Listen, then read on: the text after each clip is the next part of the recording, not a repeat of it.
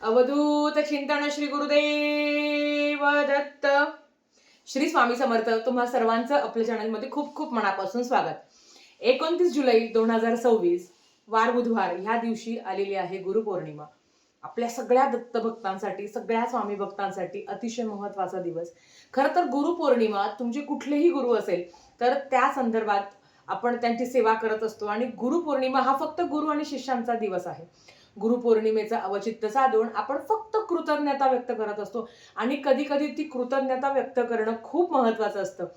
कारण जर आपण बघायला गेलं तर आपण दत्त सेवेकरी, स्वामी सेवेकरी जर महाराजच आपल्या आयुष्यात नसते तर आपलं आयुष्य किती बिथरलेलं असतं. आणि खरं तर आयुष्याच्या प्रत्येक वळणामध्ये आपल्याला वेगवेगळे गुरु भेटत असतात.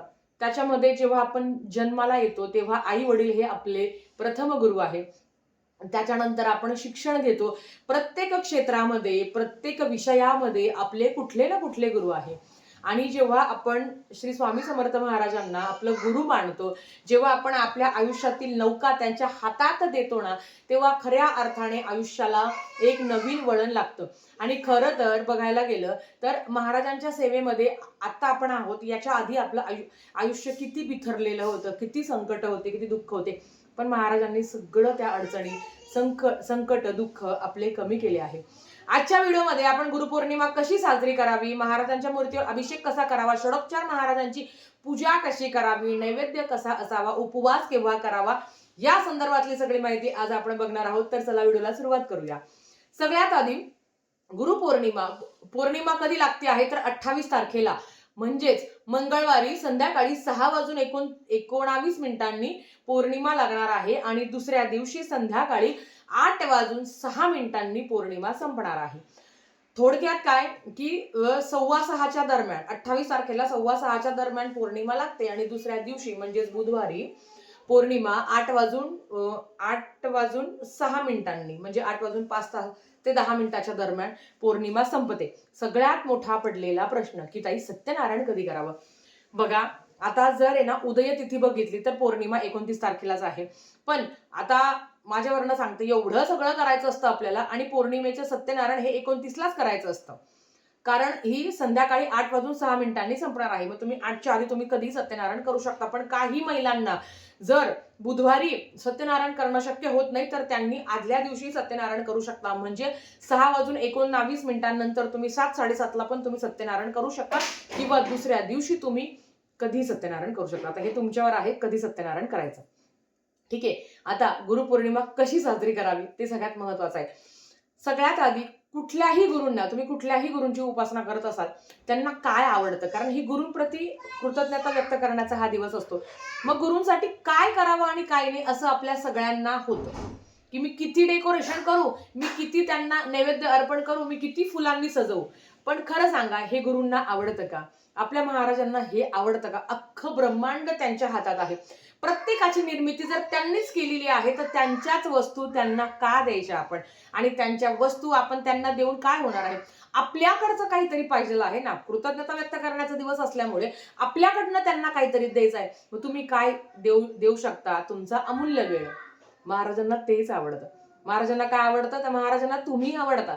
तुम्ही तुमच्या आयुष्यातील संकट, दुःख, त्रास, वेदना, कर्तव्य सगळं बाजूला ठेवून महाराजांप्रती काय करताना ते त्यांना जास्त प्रिय आहे आणि तेच त्यांना जास्त आवडतं.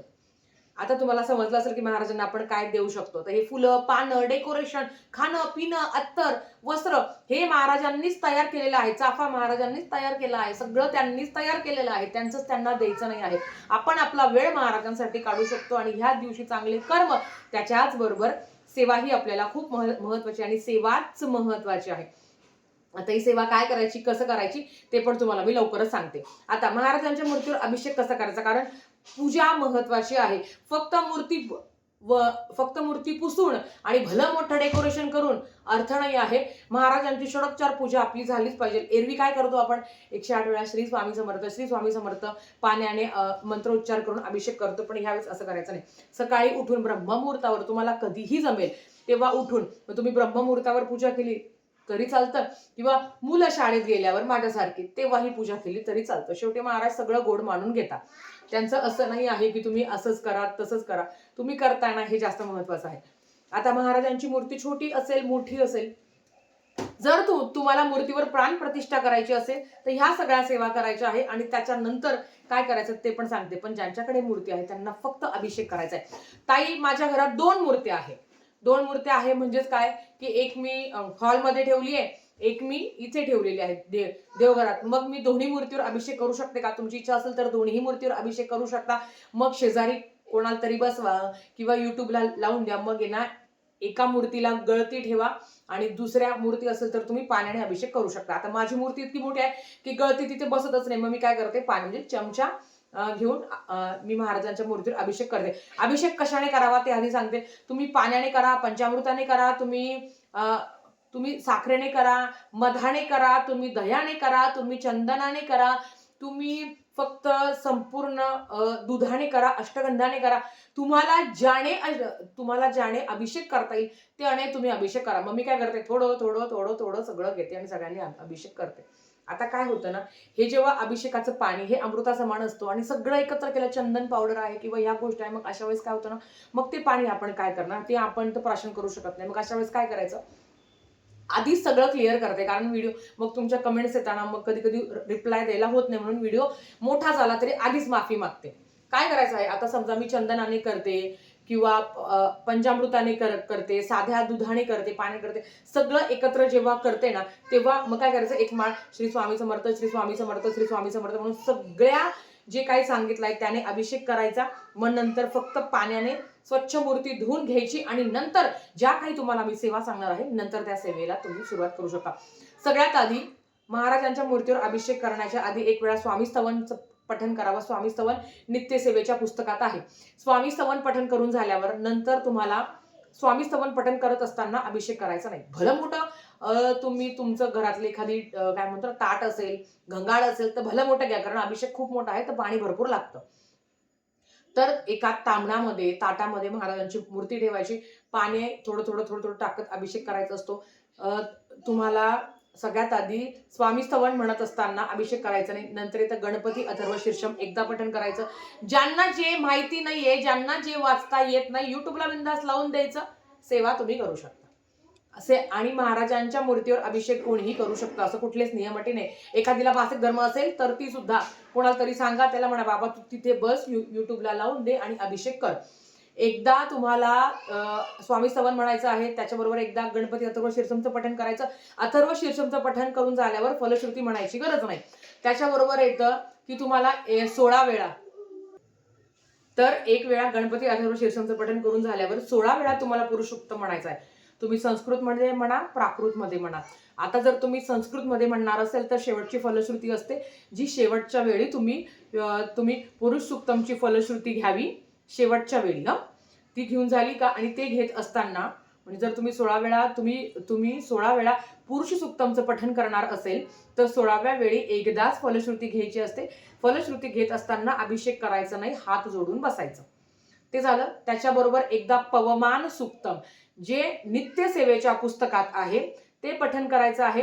एकदा श्री सुक्तमचं पठण करायचं आहे. श्री सुक्तमचं पठण करून झाल्यावर पण फलश्रुती घ्यायची. फलश्रुती घेत असताना हात जोडायचा, अभिषेक करायचा नाही.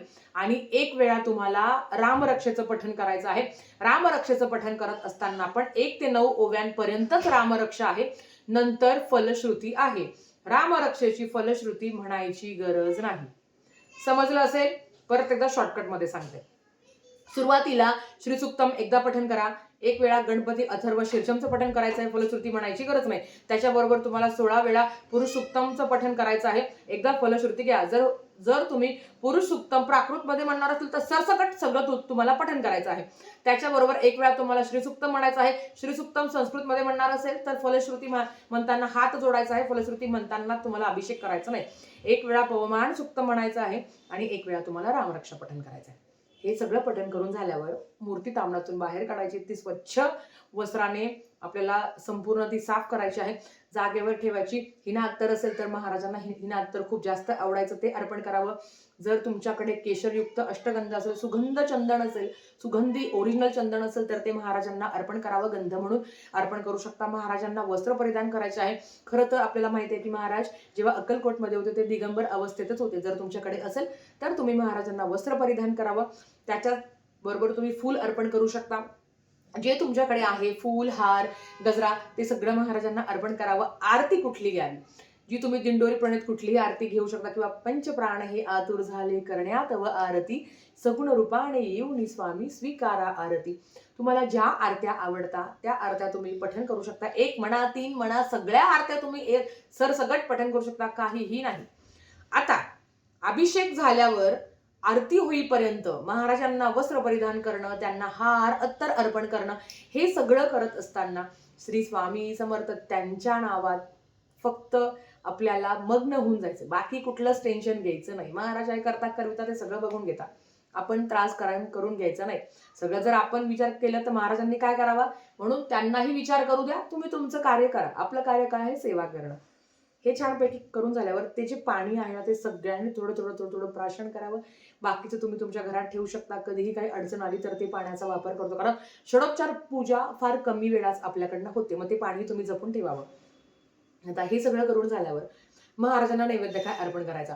पौर्णिमेचा उपवास, दिंडोरी प्रणीत पौर्णिमेचा उपवास असा असतो की पूर्ण एकादशी सारखा उपवास केला जातो. म्हणजेच त्या दिवशी पूर्ण दिवसभर उपवास करायचा. फराळ तुम्ही करू शकता. तुम्ही खिचडी वगैरे, फळं, दूध, चहा सगळं खाऊ शकता. दुसऱ्या दिवशी उपवास करू शकता. म्हणजे तुम्हाला दुसऱ्या दिवशी उपवास सोडायचा आहे. आता हा दिंडोरी प्रणीतचा नियम आहे. काही ठिकाणी असं आहे की म्हणजे जे नॉर्मली उपवास धरतात ते फक्त सकाळी फलहार घ्यायचा, संध्याकाळी तुम्ही उपवास सोडू शकता. या पद्धतीने आता उपवास करावाच असा अट्टहास नाही. तुम्ही सेवा करता हे महत्वाचं आहे. तुमची इच्छा आहे ना की ताई मला उपवास करायचा आहे, गुरुपौर्णिमेचा उपवास मला करायचा, मग तुम्ही सकाळी फलहार घेऊन सकाळी भोजन करू शकता. किंवा दिंडोरी प्रणीत मधला असा नियम आहे की दुसऱ्या दिवशी उपवास सोडायचा असतो. तुम्हाला जसं योग्य वाटतं तसं तुम्ही करा. उपवास केल्याने महाराज पावता असं नाही आहे. तुम्ही सेवा केल्याने महाराज पावताय. पण मी तुम्हाला अगेन सांगते की गुरुपौर्णिमा हा फक्त आणि फक्त कृतज्ञता व्यक्त करण्याचा दिवस आहे. तर ते आपल्याकडनं झालंच पाहिजे. नैवेद्य काय अर्पण करावं. आता दिंडोरी प्रणीत मध्ये असं आहे, दिंडोरी प्रणीत केंद्रानुसार, की एकादशी असलं म्हणजे महाराजांना उपवास असतो. मग तुम्ही फराळाचा पदार्थ अर्पण करतो. तुम्ही ड्रायफ्रूट, तुम्ही खिचडी, भगर किंवा अगदी दूध साखरेचाही नैवेद्य महाराजांना प्रिय आहे. कारण त्यांना आपणच आवडतो म्हणून या गोष्टींमध्ये महाराजांना रस नाही. काही लोकांचं असं असतं की नाही महाराजांना मग बेसनाचे लाडू किंवा बेसनाचे लाडू, पुरणपोळी या सगळ्या गोष्टी महाराजांना आवडायच्या. घेवड्याच्या शेंगा आवडायच्या, शिरा आवडायचा, मग किंवा खीर आवडायची. तुम्हाला जे शक्य होईल ते तुम्ही अर्पण करू शकता. आता ज्यांचा सकाळी उपवास आहे त्यांनी फक्त दूध साखर महाराजांना अर्पण करा फक्त, किंवा साखरेचा नैवेद्य ठेवला तरी चालतं. संध्याकाळी तुम्ही वरण, भात, भाजी, चपाती जे काही करणार आहे ते अर्पण करू शकता. दिंडोरी प्रणीत ज्यांचं आहे किंवा ज्यांना तो रूल फॉलो करायचा आहे त्यांनी काय करावं, तर त्यांनी मस्तपैकी जे काही तुम्ही फलहार घेणार आहे ते महाराजांना अर्पण करावं. दुसऱ्या दिवशी नैवेद्य अर्पण करावा आणि मग तुम्ही उपवास सोडू शकता. हे तुमच्यावर आहे. 21 स्वामीचरित्र सारामृताचं उद्यापन कसं करावं, काहीच नाही. शेवटच्या दिवशी तुम्हाला ते सगळं वाचायचं आहे. उद्यापन म्हणाल तर काहीच नाही. जो काही नैवेद्य दाखवणार आहे तो दाखवायचा. वेगळं असं उद्यापन नाही आहे. ज्या पद्धतीने आपण गुरुपौर्णिमेचं उद्यापन करतो तसं उद्यापन नाही आहे. आता उपवास कसा करावा हे सगळं तुमच्यावर आहे. तुम्हाला जसं शक्य होईल तसं तुम्ही उपवास करू शकता. सेवा महत्वाची आहे. सेवा कराने हा दिवस आनंदात साजरी करा.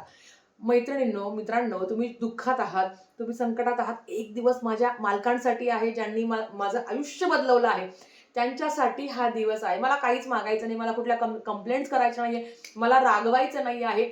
फक्त महाराज हा दिवस तुमचा आणि माझा आहे, तर मला तुमच्या नामस्मरणात तो घालवायचा आहे आणि छान पद्धतीने आपल्याला हा सण साजरी करायचा आणि आपल्यासाठी खूप मोठा दिवस आहे हा.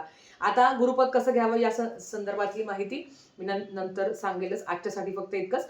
व्हिडिओ मोठा झाला असेल तर माफी असावी, पण माहिती तेवढी महत्वाची होती. झालेली सेवा स्वामींच्या चरणी मी रुजू करते आणि आजचा व्हिडिओ इथेच थांबवते. आवडला असेल तर लाईक, शेअर, सबस्क्राईब करा. भेटूया परत अशाच एका नवीन व्हिडिओ सोबत. श्री स्वामी समर्थ.